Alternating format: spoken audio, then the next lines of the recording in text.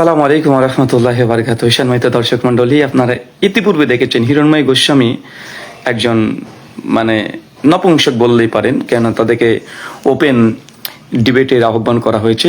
এই মানে সৎসাহস নেই, শুধু ফেসবুকে আছে, ফেসবুকে উল্টাপাল্টা ইসলাম বিষয়ে মন্তব্য করে ভাইরাল হওয়ার চেষ্টা, এবং সেই নেশে মত্ত হয়ে আছে। উল্টাপাল্টা ভুলভাল, না হিন্দু ধর্ম জানে না ইসলাম জানে। নাস্তিকদের কিছু ভিডিও দেখে নাস্তিকদেরকে জামাইবাবু মনে করে এরা। আসলে নাস্তিকদের ভিডিও দেখে মানে এটা আসলে নাস্তিকদেরকে জামাইবাবুই মনে করে, এরকম একটা ব্যাপার। তো যাই হোক, তিনি ইসলামের নারীর বহু বিবাহের কে নিয়ে একটা মন্তব্য করেছেন। চলেন সেই জবাবটা আজকে আমরা দিই। ধারক পর্যায়ে হিরণময় গোস্বামীর এই যে প্রতারণা এবং প্রতারক এবং সে যে ভণ্ড সাধু, ছাই ভস্ম মেখে শুধুমাত্র মানে সাধু হয়ে বসে আছে, না শাস্ত্রের কোনো জ্ঞান আছে, শুধু হিংসা বিদ্বেষ, মুসলিম এবং হিন্দুর মধ্যে বিদ্বেষ, এছাড়া কিচ্ছু জানে না। চলেন একটা আতঙ্কবাদী জঙ্গি পুনামু যার অভ্যাস, তার আলোচনা একটু শুনে আসি। এ হচ্ছে সেই বরাহনন্দন বললেও চলে, সনাতন শাস্ত্র অনুযায়ী এটা বৈধ। চলুন কি বলছে দেখেন। বাংলাদেশের হাইকোর্ট ইসলামের কথা শুনবে, এবার শুনবে মোহাম্মদ রসুলের কথা। তার মানে বহু বিবাহে সম্মতি প্রদান করবে। এখন কোন মহিলার পক্ষে থাকবে না। কোন মহিলা আগে বিবাহ হয়েছে তার কাছে অনুমতি নিয়ে পরে আরেকজন বউ হবে না। মোল্লাদের একাধিক বিবাহ হবে, তাতে হাইকোর্ট জবাব দিয়ে দিয়েছে। এই আইন চালু হয়ে গেল। মহামান্য হাইকোর্টকে অনেক আচ্ছা, ধন্যবাদ। যাই হোক, এখানে এখন তিনি ভিডিও প্লে করছেন। দ্বিতীয় এক সেকেন্ড। সম্মানিত দর্শক মন্ডলী, বাংলাদেশের কোন এক আইন নিয়ে তিনি আলোচনা করছেন। মূলত ইসলামকে টার্গেট করে তিনি কথা বলছেন যে আল্লাহর আইন চলবে, রসুলের আইন চলবে। তো ভারতবর্ষে কি আছে? পরকীয়াকে বৈধ করা হয়নি। কেউ যদি পরকীয়া করে তাহলে সেক্ষেত্রে কি বলা হয়েছে? পরকীয়া যদি করে, পরকীয়াতে ইন্ডিয়াতে বৈধ। LGBT কিউ, এটা কি সম্পূর্ণ বৈধ? এই ভণ্ড এরা কি জানে? এই ভণ্ড তো এগুলো জানে না। সনাতন ধর্মের নাম দিয়ে, হিন্দু রাষ্ট্র ক্যাম্প করার নাম দিয়ে পরকীয়াকে বৈধ করা হয়েছে। যদি সনাতন শাস্ত্র আমরা দেখি, দেবদেবতা একাধিক আছে যারা পরকীয়াতে লিপ্ত ছিল এবং পরকীয়া করতো, এবং বৈধতা দেওয়া হয়েছে অনেক জায়গাতে। এসব বিষয় নিয়ে যদি ডিবেট করতে চান, শাস্ত্রীয় ডিবেট, কোনো সমস্যা নেই, চলে আসেন। হিরণময় গোস্বামী কেন, আমাদের বাংলাভাষী যে কোনো পণ্ডিত যারা পরিচিত ফেস তারা আসতে পারেন। আমরা কোনো হাওয়াই কোনো কথা বলি না, আমরা তো আলোচনার জন্য বলি, আমরা তো ডিবেটের জন্য বলি। তো আসতে সমস্যা কোথায় আপনাদের? আপনার যদি হিন্দু ধর্ম নিয়ে এত গর্ব করেন, গর্বে গর্ভবতী হয়ে যাচ্ছেন, ওখানে সমস্যা নেই। আপনি আপনার ধর্ম আপনার কাছে শ্রেষ্ঠ মনে হতে পারে, কিন্তু যখন ইসলামকে টার্গেট করবেন অত সহজ নাই। ইসলামকে যখন টার্গেট করবেন তখন যে দম থাকে, হিম্মত থাকে, আমাদের সঙ্গে সরাসরি একাডেমিক্যালি ডিবেট আসেন, আমরা একটা হেলদি ডিসকাশন করি। এত ভয় কেন আপনাদের? এত ভয় তো আমি দেখি না। এত গর্বে গর্ভবতী হন যে হিন্দু ধর্মের নারীকে দেবী হিসেবে তুলনা করা হয়েছে আর ইসলামের নারীকে কোনো অধিকার দেওয়া হয়নি। আসেন আমরা উমেন রাইটস, হিন্দুইজম অ্যান্ড ইসলাম, এই কনসেপ্টের উপরে আমরা আলোচনা করি। সমস্যা কোথায়? আপনারা এই শুধু ভিডিও করতে পারেন, আলোচনাতে আসার মতো দম নেই, সাহস নেই, শাস্ত্রজ্ঞান নেই, শুধু সমালোচনা সমালোচনা সমালোচনা। তো যাই হোক, এদের কাজ হচ্ছে ওই মাছির মতো শুধু দুর্গন্ধ দুর্গন্ধ খুঁজে বেড়াবে।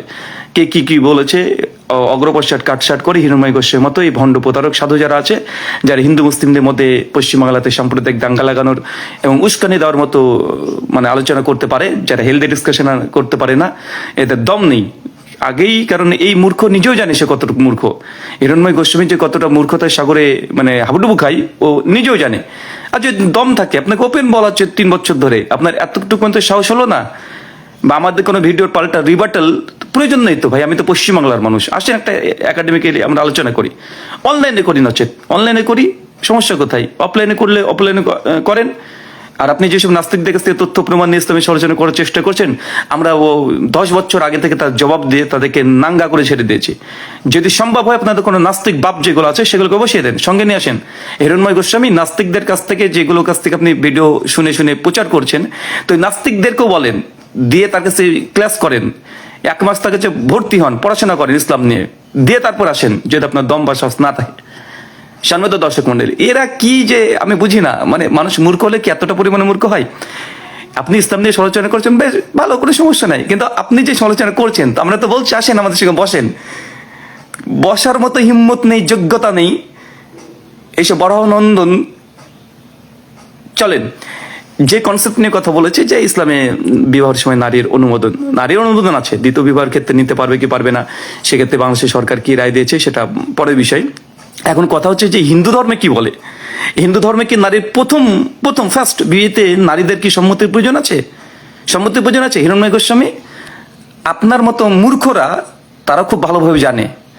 কিন্তু জনগণ, সনাতনী জনগণ যারা আছে, সবার কথা বলছি না, অধিকাংশ সনাতনী জনগণ যারা আছে, হিন্দু যারা আছে, তারা আপনার মতো নোংরা মানসিকতার না, তারা বুঝে। আর কিছু এই মানে কট্টরপন্থী আছে, যারা কট্টরপন্থী তারা তো মূর্খ, জিন্দগিতে শাস্ত্র জ্ঞান কিছু নেই, পড়েনি।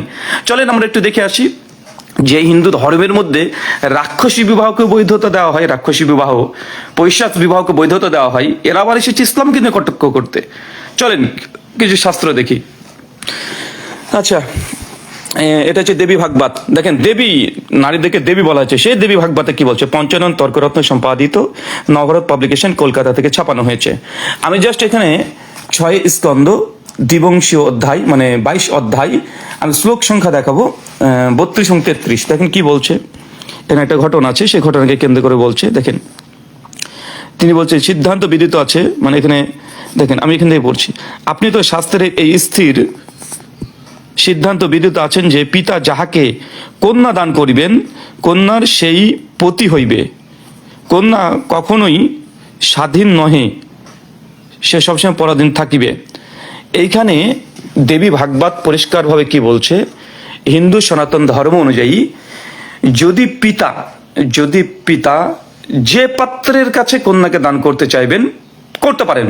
এখানে তার কন্যার কোনো সম্মতির প্রয়োজন নেই। পিতা যদি মনে করে যে আমি তার কাছে আমার কন্যাকে দান করব, দান করে দিতে পারে। তার কোনো অধিকার নেই, কোনো সম্মতি, কোনো কনসার্ন কিচ্ছু দিতে পারবে না, দিয়ে দিতে পারবে। এটা শাস্ত্রবিদিত আছে। দেবী ভাগবত পুরাণ পরিষ্কারভাবে বলছে। দেবী ভাগবত, যে কোনো ভাগবত না কিন্তু, যেখানে নারীকে দেবী বলা হয়েছে, নারীদের অধিকার নিয়ে যে গ্রন্থ রচনা করা হয়েছে, দেবীর গীত গাওয়া হয়েছে যেখানে, সেখানে পরিষ্কার এবং হচ্ছে শাস্ত্রবিদিত আছে। এখানে 2 নম্বর বিষয়, সনাতন শাস্ত্রে এটা সেটা সকলেই জানে, অত রেফারেন্স দেখানোর আমাদের এখন সময় নেই। যদি দম থাকে হিরণময় গোস্বামীর, আসেন ওমেন রাইটস, হিন্দুইজম অ্যান্ড ইসলাম, এই বিষয়ে আলোচনা করি। সেই দিন আপনাকে দেখানো হবে যে আসলে ইসলাম এবং নারীকে কতটুকু অধিকার দিয়েছে। আরে নারীকে তো বলেছে জান্নাত হচ্ছে নারী পায়ের নিচে, আছে আরো আছে, কিন্তু আসেন না ডিবেট, আসেন, তখন আমরা দেখাবো যে হিন্দু ধর্মের নারীকে কি বলা হয়েছে আর ইসলামের নারীকে কি সম্মান দেওয়া হয়েছে। প্রয়োজন হলে বললাম না, নাস্তিকদের কাছে পড়াশোনা করে আসেন, যাদেরকে জামাইবাবু মনে করেন তাদের কাছে পড়াশোনা করে আসেন।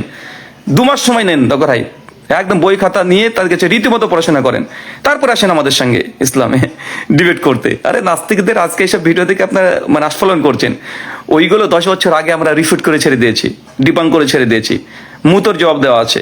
কিন্তু আপনাদের দম নেই, সাহস নেই যে একজন ধর্ম পণ্ডিত হওয়ার পরেও আমাদের সঙ্গে আলোচনাতে বসতে। যে হিন্দু ধর্মে, সনাতন ধর্মে রাক্ষসী বিবাহ, পৈশাচ বিবাহকে বৈধতা দেওয়া হয়েছে, যেখানে কিডন্যাপিং বিয়েকে বৈধতা দেওয়া হয়েছে, এবং হিন্দু ধর্মের কোন কোন দেবদেবতা মহাপুরুষরা কিডন্যাপ করে যেটা মানে রাক্ষসী বিবাহ করেছে, তাদের নাম ধরে ধরে শাস্ত্র থেকে দেখিয়ে দেব যে কোন কোন দেবতা এবং তাদের পূজনীয়, একদম বড় মানে সবচেয়ে বড় দেবতাদের মধ্যে অন্তর্ভুক্ত ভগবান পার্বতী, শ্রীকৃষ্ণের ব্যাপারেও পাওয়া যায় যে রাক্ষসী বিবাহ, রুক্মণীকে যখন বিবাহ করেছিল, সেই বিবাহটাকে কি বলা হয়েছে শাস্ত্রে। তো যারা মানে আমি বুঝি না, মানে নিজেরাই নোংরা দুর্গন্ধযুক্ত, নোংরা দুর্গন্ধ কদার্থযুক্ত জায়গাতে যাদের শ্বাস নেওয়া অভ্যাস, তারা সুগন্ধির কখনো গন্ধ পাবে? এরা মূর্খ হিসাব। তাই এই হিরণময় গোস্বামীকে বলছি, যদি আপনার দম থাকে আসেন আলোচনা করি। আরে আলোচনার জন্য তো দেখেছি, শাস্ত্র দিয়ে আলোচনা করার জন্য। শ্রীকৃষ্ণজি তিনি তো বলে দিয়েছেন শ্রীমদ ভগবদ গীতা অধ্যায় 16 শ্লোক সংখ্যা 23 এবং 24, কোনটা ধর্ম আর কোনটা অধর্ম, শাস্ত্রাই প্রমাণাং, শাস্ত্র হচ্ছে তার প্রমাণ। ইয়া শাস্ত্র বিদ মুসৃজ্য বর্ততে কামাকারা তাহা না সুখম না সিদ্ধম না বনাতি না পরম গতিম। যে ব্যক্তি শাস্ত্রবিধিকে পরিত্যাগ করে দিয়ে নিজের মন মতো যা ইচ্ছা তাই করে, সে কখনো পরম গতি লাভ করতে পারে না, মক্কলব বৈকুণ্ঠ ধামে যেতে পারে না।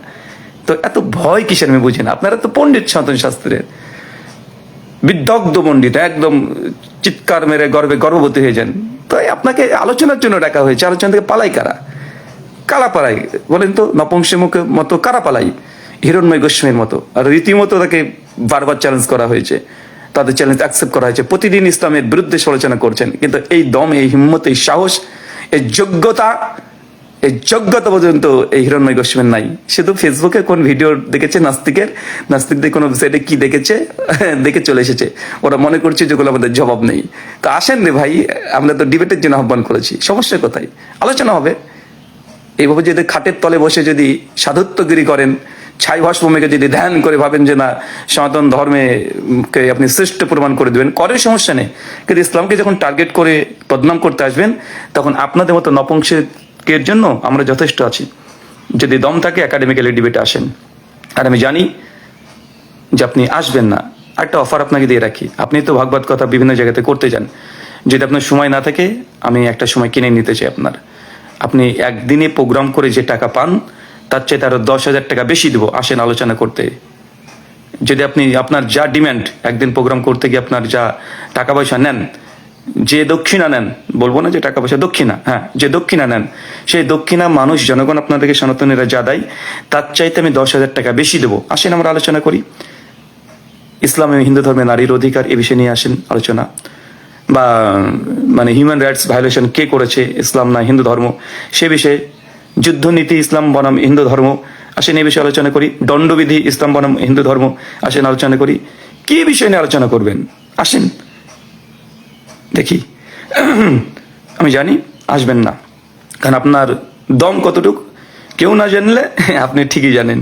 শুধু ছাই ভস্মকে সোশ্যাল মিডিয়া পেয়ে গেছেন, আর দলীয় দাপট দেখাবেন, ক্ষমতা দেখাবেন, পাওয়ার দেখাবেন, সংখ্যাগরিষ্ঠতার যে দলীয় দাপট সেটা দেখাতে পারবেন। একাডেমিক আলোচনাতে আপনাদের আসার মতো কোনো যোগ্যতাই নেই। ধন্যবাদ নপুংসক হিরণ্ময় গোস্বামী।